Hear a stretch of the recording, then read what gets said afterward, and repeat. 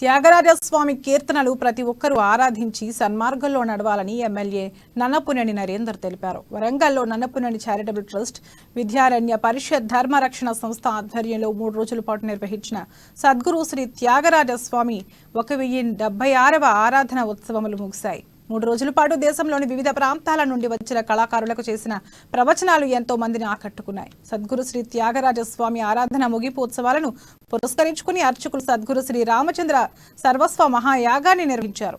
అన్నమాచార్య కీర్తనలు సమస్త మానవులను సన్మార్గంలో నడిపించేందుకు ఎంతో ఉపయోగపడ్డాయని ఎమ్మెల్యే నన్నపునేని నరేందర్ తెలిపారు.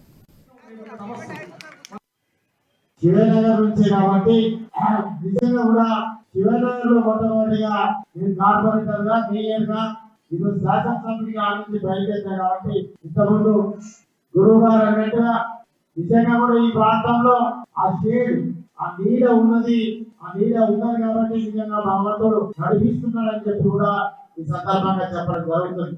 ఈ రోజు త్యాగరాజుల యొక్క ఆరాధనలో ఈ నియోజకవర్గంలోని కళాకారులందరూ ఆ రాముల వారి యొక్క ఆరాధనలో ఈ రోజు యాగం కూడా చేసుకున్నాం. మనం వారి యొక్క ఆశీర్వాదంతో